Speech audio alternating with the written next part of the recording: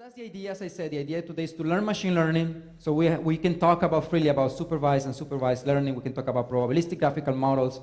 We can talk about energy model. We can talk about Boltzmann machines. We can talk about all of this, quantum Born machines. We can talk about all of this at the end of the lecture. So that's pretty much in the remaining of the hour. So now, or maybe, I think most likely we'll extend until tomorrow. I think this time we're going to run out of time most likely. But we'll try to go slow. So now, machine learning. So in machine learning, basically, we have three different domains.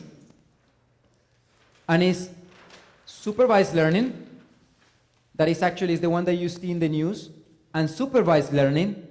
That is one that is a little bit less popular. And another one that is very popular now is reinforcement learning. So we have three categories, three big umbrella areas of research. And in particular, I wanted to emphasize that we're going to be dealing with mostly, in my talks, in unsupervised learning. And I'll give you intuition why. So unsupervised learning, and more specifically what is called generative models, it works like this. So now you understand unsupervised, why unsupervised, and why generative. So in any machine learning type of problem, you need data. So basically, you start with a data set. Since you have no labels, in the sense, for example, when there is not a human or anything actually detecting the numbers in these particular images, I just give you pixels. So that's just raw data, where you measure a quantum experiment, and that's it. And you just get data out of the quantum experiment. So now, why is it called unsupervised? Because basically, there are no labels. So that's quiz number one is, now you know why is it unsupervised. In any machine learning algorithm, usually what you do is you propose a model, a mathematical model, that try to make sense of that data. And you train the model. This is actually usually called the training set. That's why you see that the jargon in machine learning. And basically, when you train this model, basically you are learning. So the model is being refined, it's making progress, it's evolving. That's learning. That's the learning algorithm. And ideally, the final product to the customer is actually some model that you can use for something. In this particular case, notice that the mathematical model here, I'm assuming that actually is a probability distribution over the entire set of variables that describe the image. So this is usually a huge multidimensional model, probabilistic model. For example, if I have 1 million pixels here, basically it's going to be 1 million variables, and each one of those is going to actually be, you need to discretize because it has some resolution to the different colors. So it's a huge object. That's very, very hard. But it has a lot of applications, and actually, unsupervised learning is one of the fields that is the state-of-the-art in machine learning. For example, you can think, if I give you images, and then now a new image comes, and it's corrupted, it's damaged. If you did your homework, and you train the model, and the model is good, basically what you can do is clamp the pixels associated with the image, the information that you're given, and hopefully you can sample from that probability distribution and manage to actually reconstruct the image. Or for example, if you want to enhance the resolution of a video, or maybe you lost a few lapses of a video, and then you have all the data coming from the video, and then actually you have a probability distribution that allows you to sample in between, basically you can autocomplete. That would be actually one application. Machine learning, as you will see, in particular in supervised learning, is becoming more pervasive because the amount of data that we have now in the world is so huge that actually we don't have enough humans to actually label the data. So, but you're going to see actually this is one of the key topics, and this is the only thing actually that we're going to be talking in the lectures today and tomorrow. Why is it called generative, actually? So that's another keyword, important keyword. There are many flavors of unsupervised learning. For example, like clustering algorithms. You're given data, and then you want to partition that into classes. That's a clustering algorithm. So there are no labels, and basically you're supposed to assign labels. But that's not actually what is called generative models. And what I'm going to be talking about is actually, this category is usually much harder, and it's precisely, you can see why the physics intuition, the mathematical intuition, why is it so hard? It's basically because this is a huge object that you can use to generate images. So basically this object contains basically all the correlations of the data set in such a way that you can exploit that and generate new data. So that's why it's called generative models. So we're going to see this is the very probabilistic concept. So now you understand generative models, generative modeling in unsupervised machine learning. We're going to see actually a lot of examples of this, so no worry, this will get reinforced. Now, let's go back to I have one slide just to give you a contrast with supervised learning. That's the other domain that you will see in the news. Actually, the one that is most famous and that actually gave machine learning all the companies and all the billions of dollars and Google making money, making profit out of this. So basically, it's supervised learning. So supervised learning, in particular, now you have a supervisor, or you have actually someone assisting you. That's why it's called supervised. And basically, the supervisor is giving you labels. So it's not just giving you the training set, but the training set also is composed for each data. You have a label. That's good. For example, if you're training cats and dogs, so basically you're giving an image of a cat, and you're told actually there is a cat there. You're not told, I mean, you're giving the wrong label if I tell you there is a dog. So basically, there is a human testing that actually there is a cat in that picture. And then that will learn actually to recognize cats in different pictures. So basically, there is a supervision step that usually is expensive, but then you pay that price at the beginning, but then when you train the model, since you have an assistant, the type of question that you ask the model is different. And it's a much simpler question.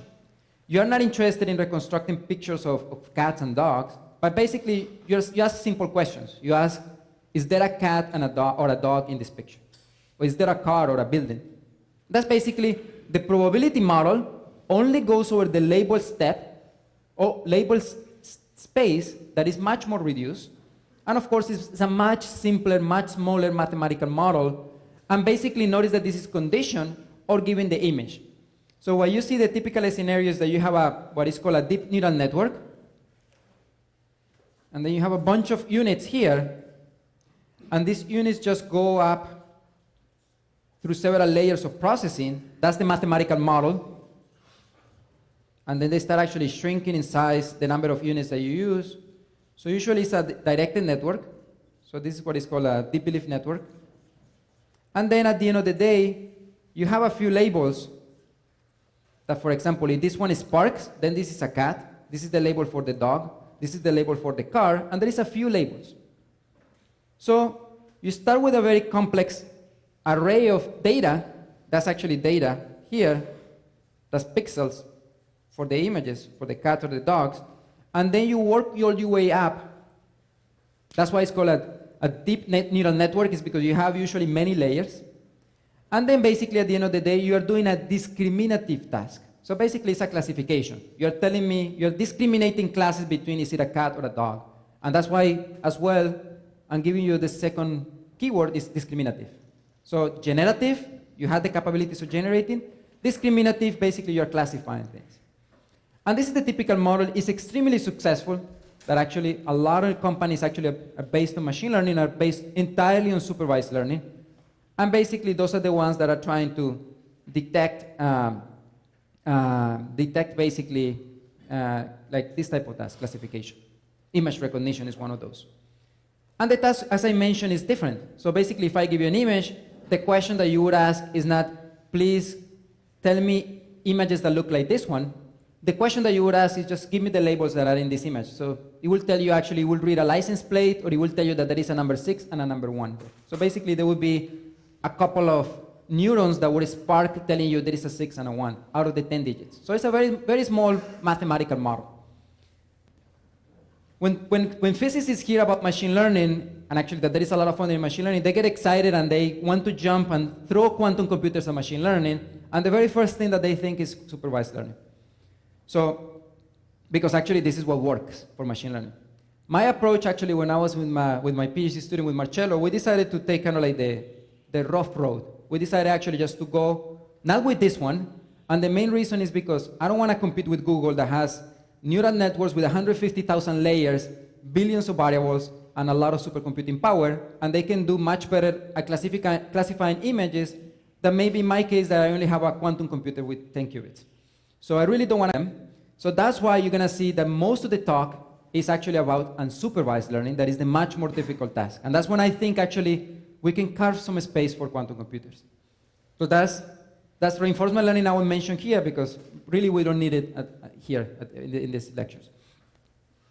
I'm not the only one actually, and we were inspired in some way. Actually, this propelled our research to continue doing work in this field. Is, as I mentioned, the insight number one is, my advice for the students is if you are thinking of making an impact in the industry with quantum devices or with physical systems, please work on hard problems. So that's take the intractable problems. And as you can see, I mean, we were backed. I think, I mean, they just won the Turing Award. So these are the three leaders of machine learning: Yann LeCun, Joshua Bengio, and Jeff Hinton from the University of Toronto. Joshua Bengio is from University of Montreal, and Yann LeCun used to be at New York University, now is at Facebook. So these are the three leaders of machine learning. They published an article in Nature, just a summary of deep learning, and here's what they say. Yeah, that is pretty much what I told you. Unsupervised learning, that is the tough one, has been overshadowed by the success of purely supervised learning.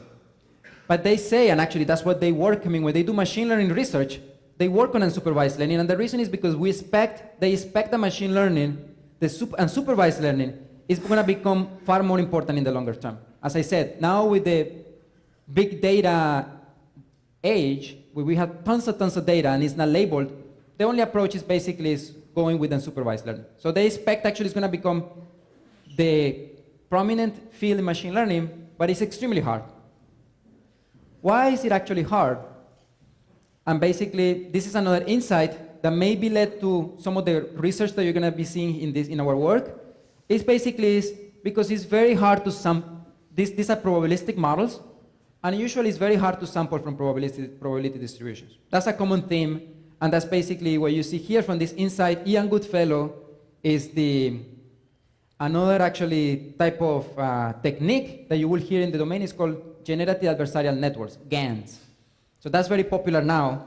Ian Goodfellow was the proposer of that network, and this is a wonderful book on deep learning. This is basically the Bible of deep learning with Joshua Bengio, and basically they mentioned there that definitely improved sampling techniques. There is a lot of work to be done in improved sampling techniques, and as we know, quantum devices are probabilistic in nature. We can sample for quantum devices, so the question is how can we marry the two? How can we mash classical machine learning with this? The last insight, and we can see this actually in the blackboard, is where exactly can we look? And you see some hints actually from Salakudinov, is another leader in machine learning. He worked with Jeff Hinton on these deep networks for a long time. And basically is all the work in these generative models, that are the ones that I told you are interesting for us, has been focused on these Boltzmann machines. But if you really talk to someone in machine learning, like someone who works for a company, they say Boltzmann machine, they don't even see it in their courses, I mean, maybe in the graduate courses. The reason is because they're very hard to train, and basically they have no practical application for the most part, precisely because they're very hard. So it would be wonderful, and actually these models are usually very powerful. But the training requires costly steps of Markov chain Monte Carlo. Again, sampling. Sampling is the key bottleneck there in training these models, and basically that's what makes this model to be very difficult to scale to large data sets. So as I told you, you have usually thousands of variables, and the question is, sometimes the training is so hard because the sampling is so complicated that basically they are not widely used as much as to be used. So this is what we see. So the insight number one goes, we see an opportunity here for quantum computers. We see actually that if we can make devices that can sample efficiently in the training step, then we're back in business. Insight number two is something that actually is becoming now the canonical framework in these next devices. Is actually this hybrid quantum classical approaches. As I told you, I mean, I think usually we have access, if it is a D-Wave device, we have 2,000 qubits, but they're very special purpose. We will go over them tomorrow. If we are talking about the IBM device that is in the cloud, it's 50 qubits. If we talk about the Rigetti device, it was like 20 qubits. Now it came back to 10 or something like that. Google is been promising this device with 70 qubits since a couple of years ago. So, I mean, there are many companies, but it's a handful of qubits. I'm not expecting a quantum device to do magic. So basically, my approach, and the approach now, the community, I think, is kind of like the common approach, is we can leverage on classical resources. So we can marry quantum resources and classical resources and see what we can do. The question is, how do we do this in machine learning? So basically, I'm going to give you, in a nutshell, how can you do that? Well, I hope I already answered the one part of the first question is why. Why machine learning with quantum devices is because these guys, machine learning experts, they're struggling. They really need better models, and then we have an opportunity there. So why to think of that is because there is an opportunity there. Now, the second question is where? Where? I already answered half of that, is unsupervised generative modeling, because that's the one that is most promising in the near term, I would say. So that's the second question of where. You can continue asking like a 5-year toddler, but where in the algorithm actually you're going to expect these speedups? And now actually we can go and kind of like, I'm distilling for you the standard pipeline, but then where we can actually take a look at the guts of the algorithms. So for example, as I mentioned, in machine learning you have data, and then there is a learning stage where actually you refine your model. We're going to go over different models, so don't worry. And a standard technique that we're going to cover actually tomorrow is a stochastic gradient descent. So basically you do some training, some updates of the parameters of the model, and then you end up with a model that you can use for predictions. Where can you find speedups? And actually, well, sorry. Let me back first to this question of the hybrid models. So this is the hybrid model. So the hybrid model is data. There are a lot of quantum machine learning algorithms that actually propose to store the data in the quantum device. I'm not proposing that, so that's usually called quantum RAM-based quantum algorithms. So you need a quantum RAM to load the data. And we're not going to use that. That's complicated. Quantum RAM doesn't exist. It requires usually the same resources as fault-tolerant quantum computation. So that's maybe 30, 40 years, 50 years down the road. I'm talking about in the coming days. How can you operate this device? So data actually usually lives classically. So now, the learning algorithm is actually what I used to do, for example, when I was talking to engineers back at NASA, is I would sit down with them, I will ask them, okay, let's go over your machine learning algorithm, the whole pipeline, and let's isolate each one of the subroutines. Usually what I do is the detective work of analyzing where actually they took a shortcut. Where is where there was an intractable piece of the problem, and then they went away and they did an approximation, just to make it tractable, because otherwise they can compute anything. That's what I would pay most of the attention, and it would be, for example, here. In a stochastic gradient descent, there is clearly one piece where actually it's intractable to sample from. And basically, you want, ideally, in an ideal hybrid quantum world, you want to treat everything classically, except for certain subroutines that you can make a call to a quantum device, then get back your answer, and then continue with the classical pipeline. So you're only using the quantum resources here and there to go back and forth between the classical pipeline. The model itself, we're going to see examples. The model itself, sometimes it's really hard to sample from the classical model that you train. So maybe you can use a quantum device there as well, or maybe you can have a quantum model in its own. And that's also interesting. That's actually what we're going to discuss today. So those are several possibilities. And here's, for example, we're going to go over these papers. Those are the papers for tomorrow, but I just wanted to highlight different papers that deal with different issues of this pipeline. For example, the first paper that we published with Marcello on this domain, it was basically how you can take a stochastic gradient descent and how can you make calls to a quantum annealer and then use it to train Boltzmann machines. So that's basically just here. You can use where in the pipeline can you have quantum advantage? Potentially here, just because you're calling this subroutine.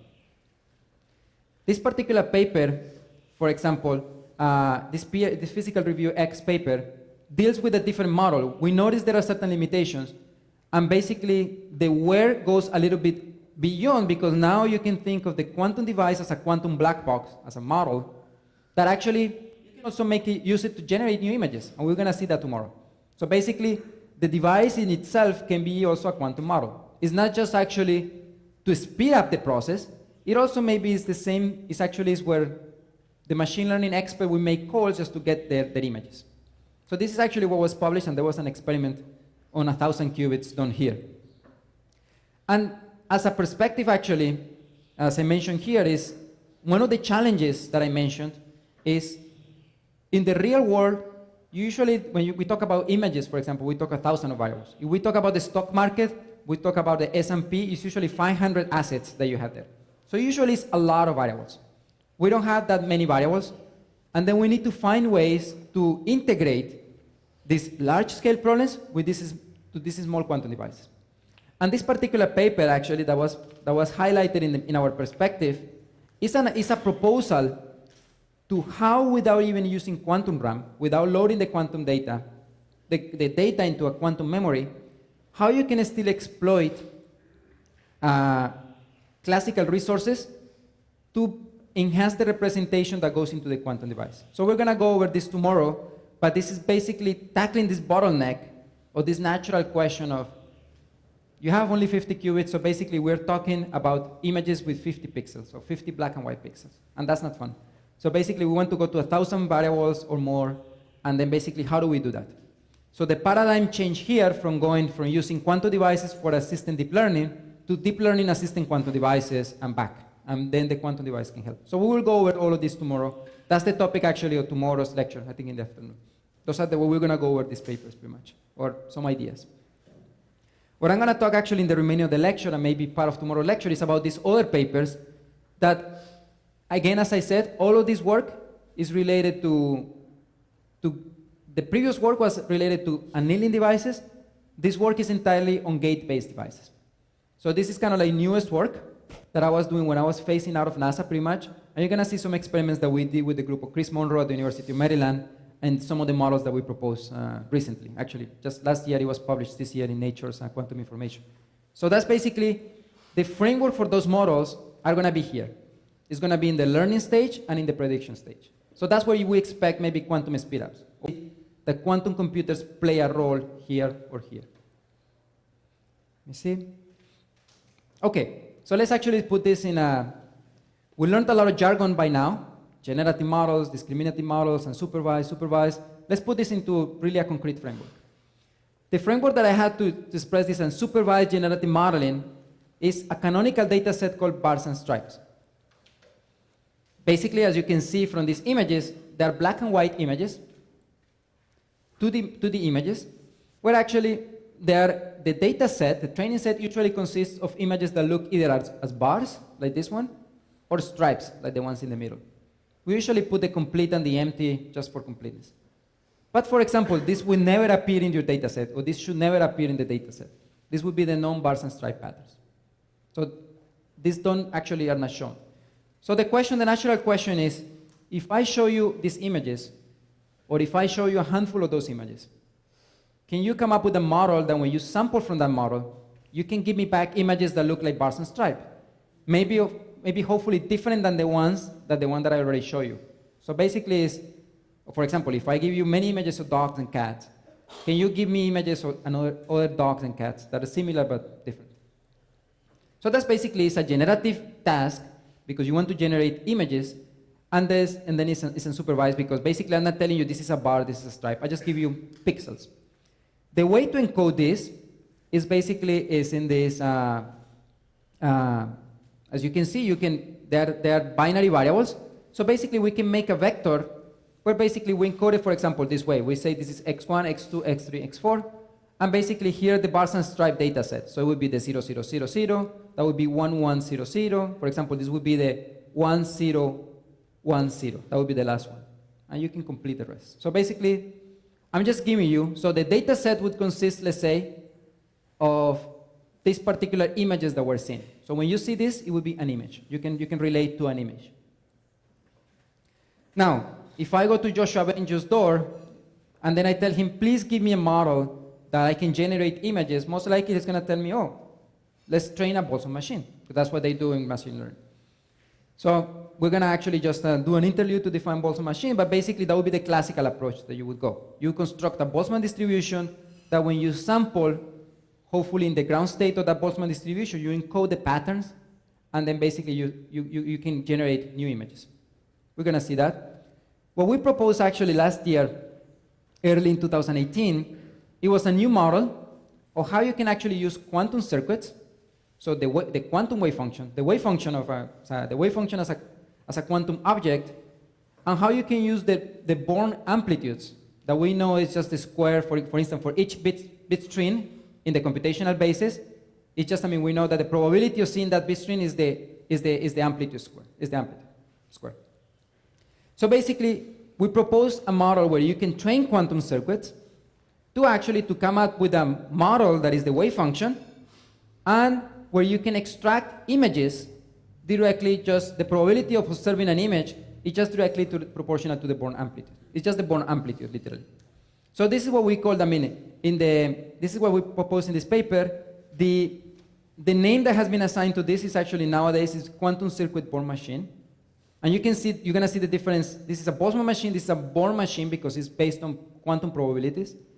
And it's a quantum circuit just to differentiate with the first time that actually Born machines were thought of. Actually, this paper came about the same time with our paper, and we like the term Born machines. But this was done actually not with quantum circuits, with quantum computers, but it was done with tensor networks.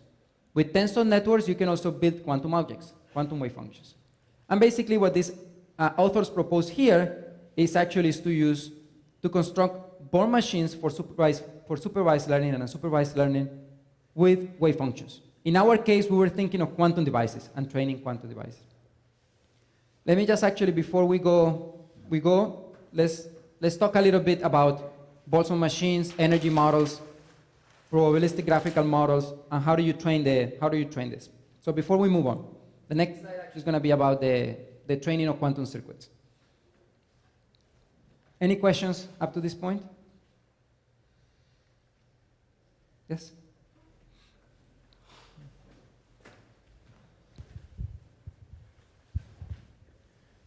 Can we use quantum-assisted machine learning to analyze colored images or just black and white for now?